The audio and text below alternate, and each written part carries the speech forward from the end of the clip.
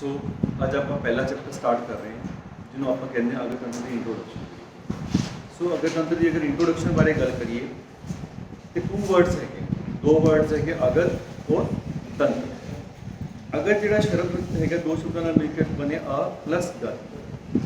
ਸੋ ਅਗਰ ਗਦ ਦੀ ਪਰਿਭਾਸ਼ਾ ਕਰੀਏ, ਗਦ ਕੀ ਹੈ? ਦੁੱਖ, ਰੋਗ, ਪਾਪਮਾ, ਆਬਾਦ, किस तरह का दर्द, इसको आप आम भाषा में कह देते हैं गद जोड़ा है जोड़े इसको निजात दिलाए दैट इज अगद। ठीक है ना। तो अगर आप करिए गद शब्द गद धातु अच प्रत्यय लगाकर इसका निर्माण होया तो इसको आप प्रॉपर आप इहदा दे सकते हैं वर्ड है। यदि दो प्रकार व्याख्या की जाती है, बड़ा कॉमन है ना अस्ति गदो यस्से ना अति गदो यस्मा, मतलब रोग रहित होना। दोनों का अर्थ की है रोग तो रहित होना। अगर आप इस कंसैप्ट में गल करिए तो जो विष है उसका नाश होना। अपने इतने गद की हैगी है विष, क्योंकि विष ने दुख देना है, विष ने दर्द देना है, विष ने विषाद करना है। सो अगर आप इस चीज़ की गल करिए तो खास कर ये आता है जोड़ा विष का नाश करे उसका ज्ञान जोड़ा है उसको आप कह देंगे अगत। अगर आप आम भाषा जब आप पूरा अगत तंत्र पढ़ांगे तो आम भाषा में आप अगत किसनों कहते हैं? ज़्यादातर एंटीडोट विष के प्रतिकार। चरक में भी पढ़ोगे तो चरक में की आया जोड़े वो वाले कई जगह दिता गया कि ये अगत दो, इस अगत का पान कराओ, इस अगत को अमुक अवस्था में देना है। सो उत्थे वो औषध तौर पर आया, उत्थे वो उस विष को एज ए एंटीडोट दिता गया है खास कर जोड़ा है। तो इसको खास कर एंटीडोट किसी विष को न्यूट्रलाइज करने वाली औषधि के तौर पर दिता गया। चरक संहिता में ऐसे ऐसे अगतां का वर्णन है मृत संजीवनी अगत जोड़ा मृत्यु की शैय्या तो भी पुरुष को उठा सकता है। सो इस तरह के अगत का वर्णन दिता गया है। उन्होंने तंत्र तंत्र की परिभाषा की है जी शरीर की रक्षा करे। तंत्र किसी भी तरह का हो सकता है। सो अगर अगत तंत्र की परिभाषा करी तो अगत तंत्र चिकित्सा की वो शाखा है जी प्राणी के मनोदैहिक तंत्र की विषा तो रक्षा करके आरोग्य प्रदान करती है। मतलब हूँ इतने वर्ड दो यूज हुए, मन और मानसिक और शारीरिक, मनोदैहिक। सो अगर विष की गल करिए तो ज़्यादातर लोग विष तो ज़्यादातर फिजिकल वर्ड का ही मतलब लेंगे कि विष लिया, फिजिकल सिम्टम हुए, चक्कर आए, बेहोशी आई, छात पैर सुन होना शुरू हो गया, उल्टी आनी शुरू हो गई, दस्त लग गए, चीज़ें ये सब ज़्यादा फिजिकल सिम्टम। लेकिन ऐसा नहीं है अकला, क्योंकि विष के नाल मानसिक सिम्टम भी जुड़े हुए। बहुत ऐसे विषय मैं पढ़ावांगा जिनमें लूसीनेशन हैगी है, मादकता हैगी है, एक भ्रम की स्थिति उत्पन्न होना, हम सप दस दे तो की होंदा है, शंका विष भी हो जाता है। सो बहुत ऐसी चीज़ें हैं जी मानसिक तौर पर साढ़े नाल जुड़िया होंगी। इसलिए अगर आप गल कर चिकित्सा की करांगे तो चिकित्सा में आपको यह नहीं गल करनी कि सिर्फ आप शरीर का इलाज कर रहे हैं, शरीर के नाल सानू उसकी मानसिक अवस्था का भी ध्यान रखना पड़ेगा। क्योंकि हले आप अगे विष वेगां बारे गल करनी, जब आप विष वेगां बारे गल करते हैं तो विष वेग में साड़ी मानसिक स्थिति भी प्रगट होती है। कई जगह तुम देखो कि मानसिक सिम्टम आते हैं, उद्वेगना, भावुकता, विचारता, कई तरह के विचार आना जोड़ा है, कई तरह की चीज़ां देखना, भ्रम पैदा होना, ये सब चीज़ां नाल प्रगट होती। इसलिए अकेले आप कहिए कि आप शारीरिक तौर पर चिकित्सा कर रहे हैं, ऐसा नहीं है। आप मानसिक तौर पर भी उस चीज़ की चिकित्सा नाल करनी है। सो अगत तंत्र वो चिकित्सा की शाखा है जो प्राणी के मनोदैहिक तंत्र की विषयों तो रक्षा करती है, दैट इज कॉल्ड अगत तंत्र जोड़ा है। अगत तंत्र हम गल आती है कि आप गल करिए आचार्य वृत्ति की जी, क्योंकि वृत्ति केड़ी है, बोलो चरक सुषुप्त लघुत्री की है, काश्यप नहीं है बेटा, प्रकाश सारंग और माधव। ठीक है, काश्यप का एक अलग तो अंग बनाया गया बच्चों वास्ते रहेगा। जब बच्चे की चिकित्सा की गल आई तो काश्यप ना लिया गया। सो जब वृत्ति की रचना हुई, वृत्ति किस वास्ते बनी थी? वृत्ति बनी थी आप आयुर्वेद का प्रयोजन की कहते हैं, की प्रयोजन है स्वस्थ से स्वस्थ रखना, मात्र से विकार प्रशमन। जब ये चीज़ बनी तो की किस वास्ते बनी सी कि साड़ी रोगों तो रक्षा हो सके, ठीक है, और आप रोगों का इलाज भी कर सकिए। बट अगर गल करिए जब रोगों के बारे गल आई तो की होया उस समय, अगर गल करिए अज के टाइम की गल करिए तो उस टाइम की गल करिए what was there in the time of वृत्ति। एक तो संहिता बहुत वड्डी सी, लघुत्री बनाने जरूरत की पई क्योंकि संहिता बहुत वड्डी सी। बुद्धि गमनी नहीं सी, बहुत ज़्यादा श्लोक सी। पहले तो ब्रह्म संहिता रचेगी, उस तो बाद आके वृत्ति आगमन में। सो दूजा उस समय जंगल बहुत सी, वनस्पतियाँ बहुत ज़्यादा सी, लोग इस तरह की जी अजकल एलोपैथिक व्यवहार है इस तरह का व्यवहार नहीं सी, की सी सारा आयुर्वेद से लोग किस तरह का इलाज करते सी। तुम चरक के पास जैविक पढ़ोगे, जोड़ा बकरियां चराने वाला उसको भी पूछा गया कि किस तरह का इलाज करना है, जोड़ा खासकर जंगलों में जा रहा है उसको पूछते सी कि जड़ी बूटी जी काम करती है। मतलब हर आदमी को उत्थे अगर चरक स्थान जब आप जाते उत्थे हर इंसान जिस तो सानू ज्ञान मिले उसको चिकित्सक कहा गया, चिकित्सक का एक अंग कहा गया। सो उस समय किसी वनस्पति बहुत ज़्यादा सी, जीव जंतु जोड़े अज आप देख ही नहीं पा रहे उस तरह जीव जंतु उस टाइम पर बहुत ज़्यादा सी। साढ़े को अपनी रक्षा के जोड़े साधन से वो नहीं सी।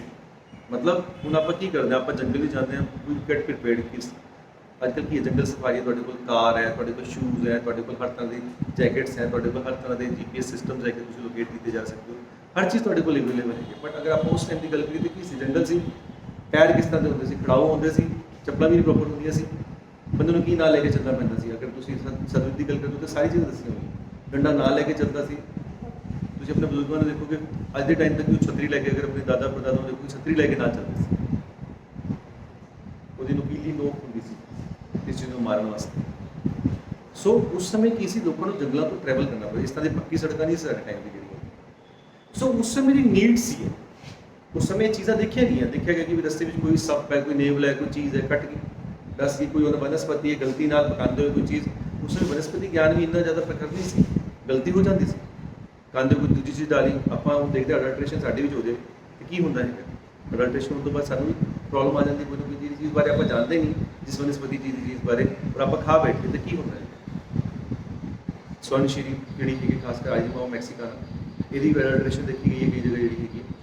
सो अडल्ट्रेशन के नाल इफेक्ट्स आते थे, तो देखा देखो साढ़े जोड़े ऋषि मुनि से देवर साइंटिस्ट, देवर जस्ट लाइक साइंटिस्ट, बैठे कुटी में बैठे वो अपनी साइंस को अगे प्रोपेगेट करते रहते थे। देवर वेरी एक्सपेरीमेंटल, हर चीज़ का एक्सपेरीमेंटल उन्होंने मौजूद सी। आज जिस तरह आप चीज़ को देख रहे हैं 3D देख रहे हैं हर चीज़ के अंदर, इस तरह की विजन नहीं सी उन्होंने जी है, लेकिन उन्होंने को 3D विजन तो भी उत्ते सी, क्योंकि आप वचन मन के चलते। दैट मीनस देखो अगर आप कोई ज्ञान आया साढ़े को, किसने दिता ज्ञान कि ये औषधि इस काम करेगी, ये औषधि इस काम करेगी, इस तरह योग बना दो तो इस तरह का काम करेगा, ये कोई आम इंसान तो नहीं दे सकता। जब तक आप एक्सपेरीमेंट आज आपको कहा जाए भी 4 औषधियाँ ले आओ, इन्हें 4 औषधियाँ योग करके दिखो, अगर तुम वाकई ज्ञानी हो, तुम पढ़े लिखे हो, क्या तुम 4 औषधियों बिना सोचे समझे किसी प्रयोग करा दोगे? और उत्थे की 1 लाख अध्याय की संहिता लिख दी गई, ब्रह्म संहिता जी है सारी यही चीज़ां सी। एक अगर वेदां की गल करिए, एक सूर्य की रश्मियों तो लैके एक छोटी छोटी एक औषध का लैके वर्णन करते हुए अगे इन्ना सारा आयुर्वेद बना दिता गया, जिहदे विच खूब सारी औषधियाँ हैं। तो ऐसा सोच पाना कि भाई एक्सपेरीमेंटल लैवल पर है तो बड़ा मुश्किल है। दैट मीनस किसी व्यक्ति ने इस चीज़ का ज्ञान सी, आप ज्ञान सी, जिस तो प्रोसैस जोड़ा है साढ़े तक पहुँचा है, चाहे वो किसी भी वे में रहा हो, लेकिन वो पहुँचा किस तरीके है, मतलब this was experiment along with experience, along with थोड़ी नॉलेज। सो उस चीज़ तो साढ़े ये चीज़ां मिलियां, और उस समय की नीड सी कि ये चीज़ां सानू जुट सी। अजकल की गल करो, अजकल किहड़ा बंदा जिहड़ा पेड़ पौधा खा के मरन की कोशिश करेगा, बहुत अच्छे आसान भी है मरन वास्ते, आत्महत्या करने वास्ते। पहले किसी पहले इस तरह की चीज़ें नहीं सी, काउंटर प्रोडक्ट्स अवेलेबल नहीं सी। सो उस तरह की नीड के अकॉर्डिंगली साडा शास्त्र जिहड़ा है उस समय डिवेलप हो। हुण गल आती कि कई जगह बड़ी खास दी चीज़ां भी आ जांदियां हैगियां, उहदा मेरा एक आंसर है।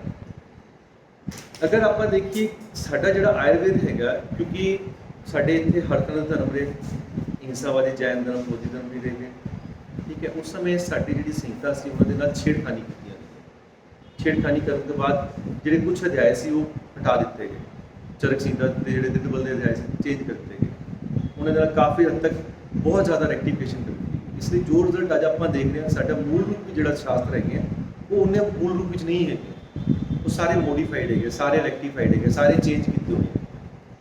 इसलिए मूल रूप में जी पूरी लिपि सी, जी मूल रूप में सानू मिलना चाहिए सी, उस मूल रूप में तो सानू सिर्फ कुछ ही अध्याय जोड़े मिले।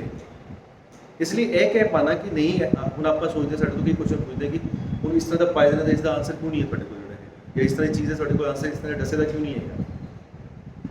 एक गल दसो, गल कहते आप इतने कई तरह के सप्पा वगैरह का विज्ञान है, तो क्या साढ़े जोड़े विज्ञानी से क्या समुद्र में नहीं जाते सी, ਰਿਵਰ ਵਿੱਚ ਨਹੀਂ ਜਾਂਦੇ ਸੀ, ਉਸ ਤਰ੍ਹਾਂ ਵੀ ਬਹੁਤ ਸਾਰੇ ਜੀਵ ਜੰਤੂ ਹੈਗੇ ਜਿਨ੍ਹਾਂ ਦਾ ਹੋਣਾ ਚਾਹੀਦਾ, ਉਹ ਮੇ ਵੀ ਰਿਹਾ ਵੀ ਹੋਏਗਾ, ਬਟ ਰੀਜ਼ਨ ਕੀ ਹੈ ਕਿ ਸਾਡੇ ਸ਼ਾਸਤਰਾਂ ਦੇ ਨਾਲ ਛੇੜਖਾਨੀ ਕੀਤੀ ਗਈ ਹੈ, ਇਹਨੂੰ ਅਹਿੰਸਾਵਾਦੀ ਬਣਾਤਾ ਹੈ, ਹਿੰਸਾ ਦਾ ਪਾਠ ਬੰਦ ਕਰ ਦਿੱਤਾ ਹੈ, ਜਿਸ ਚੀਜ਼ ਵਿੱਚ ਕੋਈ ਹਿੰਸਾ ਇਨਵੋਲਵ ਸੀ, ਉਹਦੇ ਚੱਕਰ ਵਿੱਚ ਕੁਝ ਫਿਰੰਗੀ ਆਏ, ਉਹਨਾਂ ਨੇ ਵੀ ਇਸ ਚੀਜ਼ ਨੂੰ ਚੇਂਜ ਕੀਤਾ ਤਾਂ ਕਿ ਤੁਹਾਡੀ ਸਾਇੰਸ ਨਾ ਰਹਿ ਜਾਏ ਜਿਹੜੀ। ਇਸ ਲਈ ਆਪਾਂ ਚੀਜ਼ਾਂ ਨੂੰ ਬਲਕਿ ਇਸ ਚੀਜ਼ ਨੂੰ ਕੰਡੈਮ ਕਰਨਾ ਹੈ, ਕੋਈ ਸਾਡੇ ਵਾਸਤੇ ਕਹਿੰਦਾ ਕਿ ਨਹੀਂ ਸਰ ਤੁਹਾਡੇ ਵਿੱਚ ਨਹੀਂ ਹੈ, ਬਟ ਹੋ ਸਕਦਾ ਉਹਦਾ ਜਿਹੜਾ ਰੂਪ ਹੈ ਉਸ ਨੂੰ ਚੇਂਜ ਕਰਨਾ। ਸੋ ਇਸ ਤੋਂ ਬਾਅਦ ਚਲੀਏ ਤਾਂ ਅਗਰ ਸਾਡੇ ਬ੍ਰੀਥਰੀ ਦੀ ਪਰਿਭਾਸ਼ਾ ਦੀ ਗੱਲ ਕੀਤੀ ਆਪਾਂ ਸਭ ਤੋਂ ਪਹਿਲਾਂ ਕੀ ਮੰਨਦੇ, ਚਰਕ ਸੂਚਕ ਵਾਗਵਟ ਇਹਨਾਂ ਦਿਨ ਨੂੰ ਮੰਨ ਕੇ ਚੱਲਦੇ ਹਾਂ। ਉਸ ਤੋਂ ਬਾਅਦ ਇਹਦਾ ਜਿਹੜਾ ਸਿੰਪਲੀਫਾਈਡ ਫਾਰਮ ਹੈ ਕਿ ਉਹ ਲਘੂਤਰੀ ਕਰਦੀ ਹੈ, ਕਿ ਜਿਸ ਨੂੰ ਸਮਝਾਉਣ ਦਾ ਗੱਲ ਕਰਦੀ ਹੈ ਤਾਂ ਤੇ ਜਦ ਬ੍ਰੀਥਰੀ ਦੀ ਗੱਲ ਕਹੀ ਤਾਂ ਇਸ ਨੂੰ ਕੀ ਕਹੇਗਾ, ਅਗਰ ਤੰਤਰਮ ਨਾਮ ਸਰਪ ਕੀਟ ਲੂਤਾ ਮੂਸ਼ਿਕ ਆਦि ਦੰਸ਼ਟ ਵਿਸ਼ ਵਿਜਨਾਥਮ विविध विष संयोगज उपशमनात्मक है। मतलब अगर तंत्र आयुर्वेद की वो शाखा हैगी है जिस विच सर्प कीटां विच हर तरह के कीड़े आ जाते हैं। हाले तुसीं अगर ਇਹਦਾ ਕਲਪ ਸਥਾਨ ਪੜੋਗੇ ਸੁਸ਼ਰੂਤਾ, ਉਹਦੇ ਵਿੱਚ ਬਹੁਤ ਸਾਰੇ ਕੀਟਾਂ ਦਾ ਵਰਣਨ ਹੈਗਾ, ਸਰਪ ਕੀਟ ਲੂਤਾ ਮੱਕੜੀ। ਪਹਿਲੇ ਟਾਈਮ ਤੇ ਕੀ ਹੁੰਦੇ ਸੀ, ਜੰਗਲ ਜਾ ਕੇ ਤੁਸੀਂ ਦੇਖੋ ਮੱਖੀਆਂ, ਖੂਬ ਸਾਰੀ ਮੱਖੀਆਂ ਜਿਹੜੀਆਂ ਹੈਗੀਆਂ ਮਿਲ ਜਾਣਗੀਆਂ ਤੁਹਾਨੂੰ, ਅਲੱਗ ਅਲੱਗ ਤਰ੍ਹਾਂ ਦੀ ਮੱਖੀ। ਹਾਲੇ ਇਸ ਬਾਰੇ ਆਪਾਂ ਅੱਗੇ ਆਉਣ ਵਾਲੇ ਟਾਈਮ ਖੂਬ ਸਾਰਾ ਵਰਣਨ ਕਰਾਂਗੇ ਇਹਦਾ ਜਿਹੜਾ ਹੈਗਾ।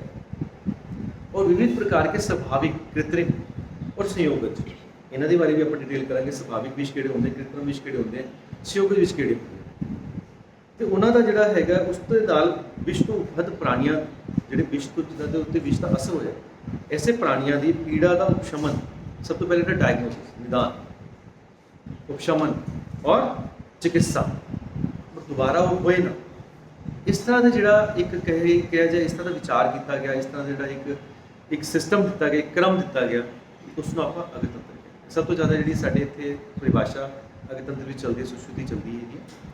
अगर गल करिए चरक ने की किया गया, विषगर विरोधी प्रशमन, मतलब संयोगज विष जिहड़ा है विषगर विरोधी गर विष एक दूजे के संयोग के नाल विष बने हुए, उन्होंने प्रशमन की जिहड़ी चिकित्सा है उसको कहते हैं विषगर विरोधी प्रशमन, क्योंकि चरक एक मैडिसन वाले पार्ट के नाल जुड़े हुए, ਉਹਦਾ ਤੁਸੀਂ ਜ਼ਿਆਦਾਤਰ ਪ੍ਰੂਫ ਦੇਖੋਗੇ, ਜ਼ਿਆਦਾਤਰ ਤੁਹਾਨੂੰ ਮੈਡੀਕਲ ਆਪਾਂ ਕਹਿੰਦੇ ਨਾ ਸੁਸ਼ਰੁਤ ਛੱਲੇ ਚਰਕ ਮੈਡੀਸਨ, ਉਹਨੇ ਜਿਹੜੀ ਜ਼ਿਆਦਾਤਰ ਚੀਜ਼ਾਂ ਅਬਜ਼ਰਵ ਕੀਤੀਆਂ, ਉਹਨੇ ਜ਼ਿਆਦਾਤਰ ਚੀਜ਼ ਕੀਤੀਆਂ ਜਿਹੜੇ ਮੈਡੀਸਨਲ ਕੰਬੀਨੇਸ਼ਨ ਸੀ, ਜਾਂ ਜਿਹੜੇ ਆਪਾਂ ਕਹੀਏ ਜਿਹੜੀ ਪਦਾਰਥਾਂ ਦੇ ਕੰਬੀਨੇਸ਼ਨ ਸੀ, ਉਹਨੇ ਡਰਗ ਇੰਟਰੈਕਸ਼ਨਸ ਨੂੰ ਨੋਟ ਕੀਤਾ, ਕਿਹੜੇ ਡਰਗਸ ਹੈਗੇ ਜਿਹੜੇ ਇੱਕ ਦੂਜੇ ਨਾਲ ਨਹੀਂ ਦਿੱਤੇ ਜਾ ਸਕਦੇ, ਕਿਹੜੇ ਡਰਗਸ ਅਗਰ ਆਪਾਂ ਦਿਆਂਗੇ। ਹੁਣ ਅਗਰ ਆਪਾਂ ਘਿਰਤ ਮਧੂ ਦੀ ਗੱਲ ਕਰਦੇ ਹਾਂ, ਇੱਕ ਬੜਾ ਕਾਮਨ ਜਿਹਾ ਐਗਜ਼ਾਮਪਲ ਹੈ, ਸ਼ਾਇਦ ਤੁਸੀਂ ਫਸਟ ਈਅਰ ਤੋਂ ਸੁਣ ਰਹੇ ਹੈਗੇ ਹੋ, घी और मधु। एक मैं थोड़ा क्वेश्चन पूछना चाहूँगा, घी मधु कितना देना चाहिए तो कितना नहीं देना चाहिए। अगर मैं कहना 1 चम्मच घी तो 1 चम्मच मधु मिला के दे दीजिए, इज इट राइट? नॉट। 1 चम्मच घी और 1 चम्मच मधु की है विष है, जेडे कहते विष है वो अपने हैंड खड़े करो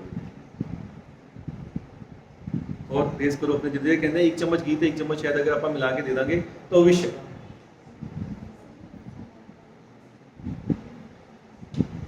हथ क्यों दवा रही है? अच्छा, ਜਿਹੜੇ ਹੁਣ ਨਹੀਂ ਖੜੇ ਕੀਤੇ ਜਿਨ੍ਹਾਂ ਨੇ ਉਹ ਦੱਸਣ ਕੀ ਕਾਰਨ ਹੈ ਇਹਦੇ ਵਿੱਚ, ਖੜੇ ਹੋ ਦੱਸੋ। सर मात्रा का फर्क होता है, अगर हम ज़्यादा मात्रा में देंगे तो फिर विष की तरह नहीं, ज़्यादा मात्रा में देंगे सर, क्योंकि सर जैसे मान लो अगर आप 5 चम्मच घी दे दी तो 5 चम्मच शहद दे दिए, क्या वो है विष है? 1 कटोरी चम्मच 1 कटोरी घी दे दी, 1 कटोरी शहद दे दिए, सर ये एग्जांपल है बड़ा भी है कि हैं? शादियों वगैरह की मधु भी चिताया जाता है। अच्छा, हाँ हाँ हाँ, तो इसकी तरह नहीं होता। एनीवन एल्स बेटा? लगातार यूज करने के लिए ओके, अच्छा आपा कभी खाया कहीं शायद कभी कर देते खाया नहीं खाया, चलो एनीवन है, बैठ जाओ बेटे, तुम बैठो, नेक्स्ट कोई और। It is by weight, by density. क्या घी और शहद की डेंसिटी सेम है? क्या उन्होंने वेट सेम है? अगर तुम 1 चम्मच के अंदर ले रहे हो, सो ये तुहानू माइंड में रख के चलना है चीज़। आचार्य का कहने का मतलब समझो, आचार्य यह नहीं कह रहा कि तुम जो देख रहे हो तो एक लग रहा है कि 1 चम्मच शहद है 1 चम्मच घी है, यू मिक्स इट एंड हो गया पायसन, बस इस तो बात किसी को खिला दो थोड़ा कम पूरा। ਇਹਦੇ ਨਾਲ ਵਿਚਾਰਾ ਮੰਨਣਾ ਸ਼ੁਰੂ ਹੋ ਗਿਆ ਤਾਂ ਬਹੁਤ ਸਾਰੀ ਐਸੀ ਮੈਡੀਸਨ ਹੈ ਜਿਨ੍ਹਾਂ 'ਚ ਘੀ ਤੇ ਸ਼ਹਿਦ ਇਕੱਠੇ ਪੈਂਦੇ ਆ। ਯੂਨਾਨੀ ਦੀ ਬਹੁਤ ਸਾਰੀ ਮੈਡੀਸਨ ਹੈਗੀ, ਉਹਨਾਂ ਦਾ ਕੰਮ ਬਿਨਾਂ ਘੀ ਸ਼ਹਿਦ ਤਾਂ ਚੱਲਦਾ ਹੀ ਨਹੀਂ ਉਹਨਾਂ ਦੇ ਰਹੇ। ਐਸਾ ਨਹੀਂ ਹੈ। ਆਚਾर्य ਦਾ ਕਹਿਣ ਦਾ ਮਤਲਬ ਹੈ by weight it should be same. ਕਿਉਂਕਿ ਦੋਨਾਂ ਦੀ ਡੈਂਸਿਟੀ ਅਲੱਗ ਹੈ, ਇਸ ਲਈ ਉਹਦਾ weight ਅਲੱਗ ਹੋਏਗਾ ਜਿਹੜਾ ਹੈਗਾ। ਉਹਨਾਂ ਦੀ ਜਿਹੜੀ ਕੈਮੀਕਲ ਬੌਂਡਿੰਗ ਕੀ ਦੀ ਹੈਗੀ, ਜਿਹੜੀ ਕੈਮੀਕਲ ਬੌਂਡਿੰਗ ਸ਼ਹਿਦ ਦੀ ਹੈ, ਦੋਨਾਂ ਦੀ there is a lot of difference. ਸੋ ਉੱਥੇ ਤੁਹਾਨੂੰ ਇਸ ਚੀਜ਼ ਦਾ ਧਿਆਨ ਰੱਖਣਾ ਹੈ। ਸੋ ਇਹ ਚੀਜ਼ਾਂ ਸਾਡੇ ਆਚਾਰਿਆਂ ਨੇ ਅੱਜ ਦੀ ਨਹੀਂ, ਉਸ ਸਮੇਂ ਦੀ ਉਜਰਤ ਕੀਤੀ ਹੈ। ਔਰ ਐਸਾ ਨਹੀਂ ਕਿ ਅੱਜ ਆਪਾਂ ਖਾ ਲਿਆ ਤਾਂ ਅੱਜ ਹੀ ਹੋ ਜਾਏਗਾ, ਹੋ ਸਕਦਾ ਥੋੜਾ ਜਿਹਾ ਨੁਕਸਾਨ ਆ ਜਾਏ, ਬਟ ਅਗਰ ਆਪਾਂ ਕੰਟੀਨਿਊਸ਼ਨ ਜਿਸ ਤਰ੍ਹਾਂ ਇਹਨਾਂ ਨੇ ਕਿਹਾ, ਅੱਗੇ ਆਪਾਂ ਇਸ ਵਿਸ਼ੇ ਬਾਰੇ ਵੀ ਗੱਲ ਕਰਾਂਗੇ, ਦੂਸ਼ੀ ਵਿਸ਼ ਬਾਰੇ, ਕਿ ਅੱਜ ਲੰਬੇ ਟਾਈਮ ਤੋਂ ਜਿਹੜਾ ਵਿਸ਼ ਚੱਲ ਰਿਹਾ ਹੈਗਾ, ਕਿਉਂਕਿ ਆਚਾਰਿਆਂ ਨੇ ਗਰ ਵਿਸ਼ ਵੀ ਕਿਹਾ, ਦੂਸ਼ੀ ਵਿਸ਼ ਵੀ ਗੱਲ ਕੀਤੀ ਹੈ। ਦੂਸ਼ੀ ਵਿਸ਼ ਆਪਾਂ ਖਾ ਰਹੇ ਹਾਂ, ਰੋਜ਼ ਖਾ ਰਹੇ ਹਾਂ, ਕਿਉਂ ਨਹੀਂ ਖਾ ਰਹੇ? ਹੁਣ ਫਲੋਰੀਨ ਤੁਹਾਡੇ ਇੰਨਾ ਗੰਦਾ ਫਲੋਰੀਨ ਜਿਹੜਾ ਸਾਡੇ ਪਾਣੀ ਵਿੱਚ ਰੋਜ਼ ਆ ਰਿਹਾ ਹੈਗਾ, ਰੋਜ਼ ਆਪਾਂ ਆਰਾਮ ਨਾਲ ਸਵਾਦ ਨਾਲ ਪੀਂਦੇ ਹਾਂ ਉਸਨੂੰ, ਸਾਨੂੰ ਪਤਾ ਵੀ ਨਹੀਂ ਚੱਲਦਾ ਸਾਡੇ ਸਰੀਰ ਵਿੱਚ ਜਾਂਦਾ ਜਾ ਰਿਹਾ ਹੈਗਾ। ਤੁਹਾਨੂੰ ਪਤਾ ਰਾਜਸਥਾਨ ਵਿੱਚ ਇੱਕ ਸ਼ਹਿਰ ਹੈ ਜਿੱਥੇ ਸਾਰੇ ਪੁਰਸ਼ ਜਿਹੜੇ ਹੈਗੇ ਆ, ਉਹਨਾਂ ਦੀ ਸਾਰੀ ਸਪਾਈਨਸ ਜਿਹੜੀਆਂ ਖਤਮ ਹੋ ਚੁੱਕੀਆਂ, ਮਤਲਬ ਬਿਲਕੁਲ ਚੁੱਕ ਚੁੱਕੀ ਹੈ, ਉਸ पर ਕੋਈ ਸ਼ਾਦੀ ਨਹੀਂ ਕਰਦਾ। क्यों? फ्लोराइड्स की amount, there is a lot of fluorides, पता ही नहीं चल रहा, लोग सेवन करे जा रहे हैं, पिए जा रहे हैं, पिए जा रहे हैं, पिए जा रहे हैं, तो फ्लोराइड्स की है, they will get accumulated, accumulation हो गया, कम खत्म, बॉन्ड्स बिल्कुल खत्म, क्लोरोसिस हो गया। सो लंबे टाइम तक ਜਿਹੜਾ ਵਿਸ਼ ਲਿਆ ਜਾਏ। ਦੂਜਾ ਮਾਤਰਾ ਅਨੁਸਾਰ, ਹਲੇ ਕਈ ਸਾਰੇ ਦੇ ਵੇਲੇ ਇਕੱਲੇ ਮਾਤਰਾ ਨਹੀਂ ਹੈਗੇ, ਸੰਯੋਗ ਹੈ, ਕਈ ਚੀਜ਼ਾਂ ਜਿਹੜੇ ਇਹਦੇ ਅਲੱਗ-ਅਲੱਗ ਆਯਾਮ ਹੈਗੇ ਜਿਨ੍ਹਾਂ ਦੇ ਆਧਾਰ ਤੇ ਆਪਾਂ ਇਹਨਾਂ ਚੀਜ਼ਾਂ ਨੂੰ ਨੋਟ ਕਰਦੇ ਹੈਗੇ ਹਾਂ। ਸੋ ਇਹਦੇ ਇੱਕ ਐਗਜ਼ਾਮਪਲ ਸੀ। ਸੋ ਆਚਾर्य ਨੇ ਕੀ ਕਿਹਾ? ਵਿਸ਼ਗਰ ਵਿਰੋਧੀ ਪ੍ਰਸ਼ਮ, ਉਸ ਚਿਕਿਤਸਾ ਨੂੰ ਕੀ ਕਿਹਾ? ਅਗਰ ਉਹਦੀ ਪਰਿਭਾਸ਼ਾ ਆਪਾਂ ਇਸ ਤਰੀਕੇ ਨਾਲ ਦੇਖ ਸਕਦੇ ਹਾਂ। ਫਿਰ ਇੱਕ ਕੋਟਿਲੇ ਨੇ ਵਰਡ ਯੂਜ਼ ਕੀਤਾ ਜਾਂਗਲੀ, ਖਾਸ ਕਰ ਵਿਸ਼ਵ ਵੈਦ ਨੂੰ ਜਾਂਗਲੀ ਇੱਕ ਪ੍ਰਿਆਏ ਦੇ ਤੌਰ ਤੇ ਯੂਜ਼ ਕਰਦੇ ਹੈਗੇ। ਜਿਹੜਾ ਵਿਸ਼ਵ ਵੈਦ ਉਸ ਸਮੇਂ ਜਿਸ ਤਰ੍ਹਾਂ ਆਪਣੇ ਇੱਥੇ ਅਲੱਗ-ਅਲੱਗ ਬ੍ਰਾਂਚਿਸ ਰਹੀਆਂ ਹੈਗੀਆਂ, ਆਪਣੇ ਆਯੁਰਵੇਦ ਦੀ ਅਸ਼ਟਾਂਗ ਆਯੁਰਵੇਦ ਬੋਲਦੇ, ਠੀਕ ਹੈ, ਜਿੱਥੇ ਇੱਕ ਸਾਡਾ ਜਿਹੜਾ ਵਿਸ਼ਵ ਵਿਗਿਆਨ ਹੈਗਾ, ਇਹ ਵੀ ਇੱਕ ਪਾਰਟ ਹੈ, ਅਗਰ ਸਾਡਾ ਇੱਕ ਪਾਰਟ ਹੈ। ਪਹਿਲੇ ਟਾਈਮ ਤੇ ਜਿਸ ਤਰ੍ਹਾਂ ਤੁਸੀਂ ਅੱਜ ਕੱਲ੍ਹ ਦੇਖਦੇ ਹੋ ਔਰਥੋ ਹੈਗੀ ਆ, ਗਾਇਨੀ ਹੈਗੀ ਆ, ਅਲੱਗ-ਅਲੱਗ ਡਿਵੀਜ਼ਨਸ ਹੈ। ਉਸ ਟਾਈਮ ਤੇ ਸਾਡੀ ਡਿਵੀਜ਼ਨ, ਸਾਡੇ ਇੰਡੀਆ ਵਿੱਚ ਜਿਹੜੀ ਡਿਵੀਜ਼ਨ ਸੀ, ਇਸ ਤਰ੍ਹਾਂ ਦੀ ਡਿਵੀਜ਼ਨ ਸੀ। ਉਹ ਇਹਨਾਂ ਡਿਵੀਜ਼ਨ ਦੇ ਅਕੋਰਡਿੰਗਲੀ ਵੈਦਿਆ ਨੂੰ ਨਿਯੁਕਤ ਕੀਤਾ ਜਾਂਦਾ ਸੀ। ਰਾਜ ਵੈਦੇ ਹੈਗੇ, ਰਾਜ ਵੈਦੇ ਜਿਹੜੇ ਉਹਦੇ ਅੱਗੇ ਵੈਦੇ ਹੈਗੇ ਆ, ਉਹਨੇ ਡਿਵੀਜ਼ਨਸ ਹੁੰਦੀਆਂ ਸੀ। ਵਿਸ਼ਵ ਨੂੰ ਪਰਖਣ ਵਾਲੇ, ਵਿਸ਼ਵ ਨੂੰ ਧਿਆਨ ਦੇਣ ਵਾਲੇ, ਵਿਸ਼ਵ ਦੀ ਚਿਕਿਤਸਾ ਕਰਨ ਵਾਲੇ ਵੈਦਿਆਂ ਦੀ ਇੱਕ ਅਲੱਗ ਡਿਵੀਜ਼ਨ ਸੀ।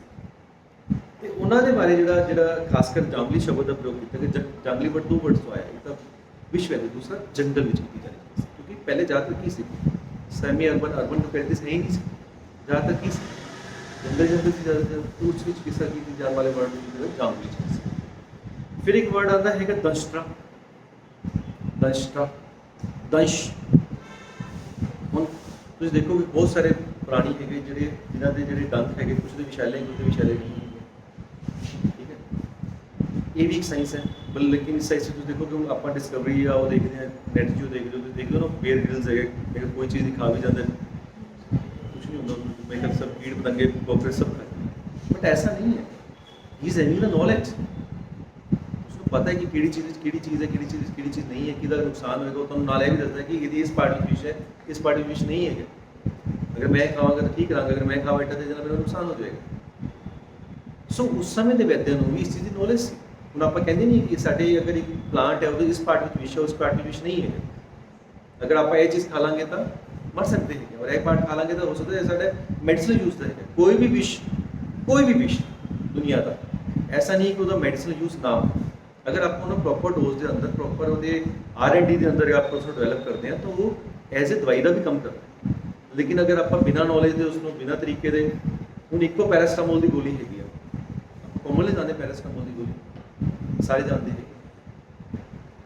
ਹਰ ਇੱਕ ਚੀਜ਼ ਦੀ ਇੱਕ ਮਿਆਦ ਹੈ, ਇੱਕ ਆਪਾਂ ਡੋਜ਼ ਦਿੰਦੇ। ਹੁਣ ਤੁਸੀਂ ਪਿੱਛੇ ਦੇਖਿਆ ਕੋਰੋਨਾ ਦੇ ਟਾਈਮ ਤੇ ਲੋਕ ਕੀ ਕਰਦੇ, 6-6 ਘੰਟੇ ਤੇ 650 ਮਿਲੀਗ੍ਰਾਮ ਦੀ ਗੋਲੀ ਲਓ, 6-6 ਘੰਟੇ ਤੇ ਦੇਈ ਜਾਓ, but it has a certain limit. ਆਪਾਂ ਦਿਨ ਵਿੱਚ 4 ਗ੍ਰਾਮ ਤੋਂ ਉੱਤੇ ਨਹੀਂ ਜਾ ਸਕਦੇ। ਅਗਰ ਆਪਾਂ 4 ਗ੍ਰਾਮ ਤੋਂ ਉੱਤੇ ਜਾਓਗੇ, this is lethal dose.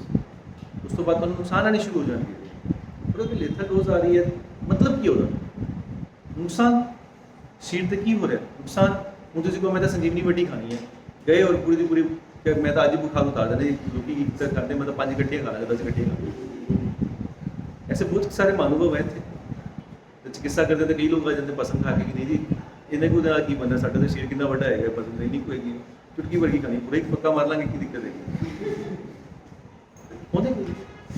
But लेकिन आपको ये देखना कि क्या वो चीज़ा खाना कोई मुश्किल नहीं है। क्या मरकरी थर्मामीटर है बच्चे से टूट गया, जस्ट एक मरकरी थर्मामीटर की गल करते हैं ना, मरकरी की है एक हैवी मेटल है, बहुत हैवी मेटल है, ताई तो इन्होंने चीज़ों उपयोग किया जाता है। साढ़े बीपी थर्मामीटर क्यों यूज़ करते हैं क्योंकि जिस तरह गया वो बच्चे के अंदर गया ਕੱਲ੍ਹ ਨੂੰ ਸਭ ਤੋਂ ਪਹਿਲਾਂ ਨੁਕਸਾਨ ਨਿਗਲ ਤਾਂ ਕੋਈ ਵੀ ਲਏਗਾ, ਨਿਗਲਣ 'ਚ ਕਿਹੜਾ ਕੋਈ ਦੁਬਾਰਾ ਲੱਗਣਾ ਹੈਗਾ, ਕੋਈ ਜ਼ੋਰ ਲੱਗਣਾ ਹੈਗਾ, ਬਟ ਜਦੋਂ ਉਹਦੇ ਇਫੈਕਟਸ ਆਉਣਗੇ ਤਾਂ ਪਤਾ ਚੱਲੇਗਾ ਨਾ। ਹੁਣ ਉਹਦੇ ਕਿਡਨੀ ਵਿੱਚ ਜਾ ਕੇ ਅੱਗੇ ਫਿਲਟਰ ਨਹੀਂ ਹੋ ਰਿਹਾ, ਕੀ ਕਰੋਗੇ ਉਹਦਾ?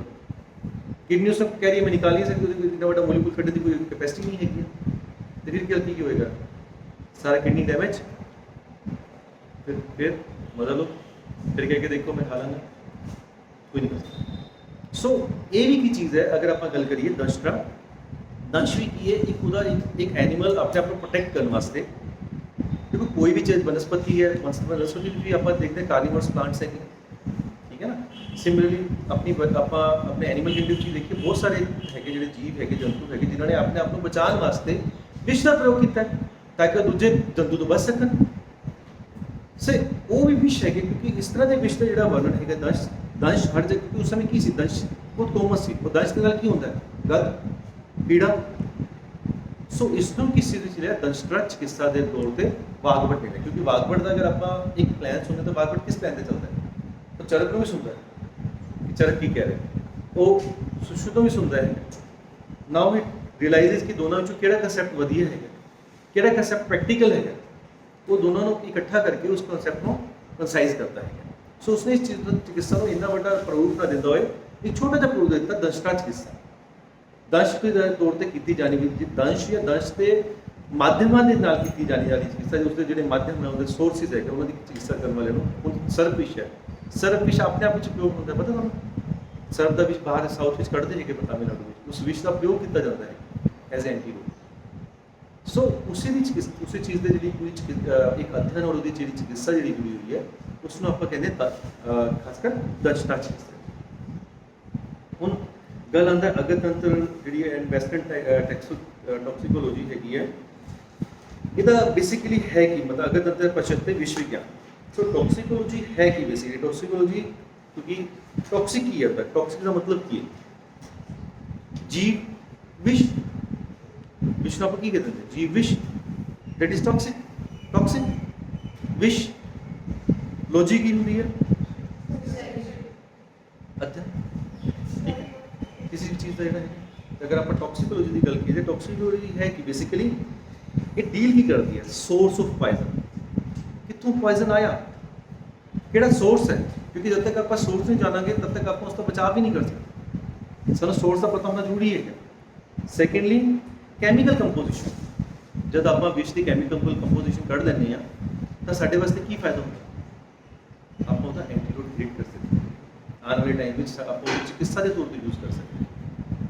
ਇਸ ਲਈ ਸਾਨੂੰ ਚੀਫ ਕਨਸਟੀਟਿਊਐਂਟ, ਦੇਖੋ ਇੱਕ ਚੀਜ਼ ਤੁਹਾਨੂੰ ਦੋ ਚੀਜ਼ਾਂ ਪਤਾ ਹੋਣੀ ਚਾਹੀਦੀਆਂ, ਮੇਨ ਕੰਪੋਨੈਂਟ ਤੇ ਚੀਫ ਕੰਪੋਨੈਂਟ ਤੇ ਮੇਨ ਇੰਗਰੀਡੀਐਂਟ। ਆਪਾਂ ਮੇਨ ਇੰਗਰੀਡੀਐਂਟ ਦੀ ਗੱਲ ਕਰੀਏ ਤੇ ਚੀਫ ਇੰਗਰੀਡੀਐਂਟ ਦੋਨੋਂ ਡਿਫਰੈਂਟ ਹੋ ਸਕਦੇ ਨੇ। ਰੀਜ਼ਨ ਕੀ ਹੈ? ਇੱਕ ਕੈਮੀਕਲ ਹੈ, ਉਹਦੇ ਵਿੱਚ ਤੁਸੀਂ 5 ਤਰ੍ਹਾਂ ਦੇ ਕੈਮੀਕਲਸ ਕੱਢੇ, ਸਪੋਜ਼ ਇੱਕ ਪਲਾਂਟ ਦੇ ਐਕਸਟ੍ਰੈਕਟ ਕੱਢੇ, ਤੁਸੀਂ 5 ਤਰ੍ਹਾਂ ਦੇ ਕੈਮੀਕਲਸ ਕੱਢੇ। ਹੋ ਸਕਦਾ ਉਹਦਾ ਜਿਹੜਾ ਐਕਟਿਵ ਇੰਗਰੀਡੀਐਂਟ ਹੋਏ ਉਹ ਇੱਕੋ ਛੋਟਾ ਜਿਹਾ ਹੋਵੇ, ਉਹ ਬਹੁਤ ਥੋੜੀ ਮਾਤਰਾ ਵਿੱਚ ਹੋਵੇ, ਉਸ ਸਟਾਰਚ ਵਗੈਰਾ ਅਬੰਡੈਂਟ ਮਾਤਰਾ ਵਿੱਚ ਹੋਵੇ। ਸੋ ਉਹਦਾ ਮੇਨ ਜਿਹੜਾ ਅਗਰ ਤੁਸੀਂ ਕੋਈ ਚੀਫ ਇੰਗਰੀਡੀਐਂਟ ਕੀ ਹੈਗਾ, ਉਹਦਾ ਬਹੁਤ ਅਬੰਡੈਂਟ ਮਾਤਰਾ ਵਿੱਚ ਹੈ, ਲੇਕਿਨ ਐਕਟਿਵ ਇੰਗਰੀਡੀਐਂਟ ਹੋ ਸਕਦਾ ਬਹੁਤ ਥੋੜੀ ਮਾਤਰਾ ਵਿੱਚ ਪੈਦਾ। ਸੋ ਜਿਹੜਾ ਸੋਰਸ ਆਫ ਪਾਇਜ਼ਨ ਹੈ ਉਹਨੂੰ ਆਪਾਂ ਕੱਢਣਾ ਜ਼ਰੂਰੀ ਹੈ, ਕਿਸ ਸੋਰਸ ਤੋਂ ਆ ਰਿਹਾ, ਉਹਦੀ ਕੈਮੀਕਲ ਕੰਪੋਜੀਸ਼ਨ ਕੀ ਹੈ। ਹੁਣ ਆਪਾਂ ਕੁਚਲਾ ਪੜਾਵਾਂਗੇ, ਵਸ ਨਾ ਪੜਾਵਾਂਗੇ, ਅਗਰ ਤੁਹਾਨੂੰ ਉਹਦੀ ਕੈਮੀਕਲ ਕੰਪੋਜੀਸ਼ਨ ਮਾਲੂਮ ਹੈਗੀ ਤਾਂ ਹੀ ਤੁਸੀਂ ਉਹਦੇ ਐਂਟੀਡੋਟ ਬਾਰੇ ਸੋਚ ਸਕਦੇ ਹੋ, ਉਹਦੇ ਬਾਰੇ ਵਿਚਾਰ ਕਰ ਸਕਦੇ ਹੋ।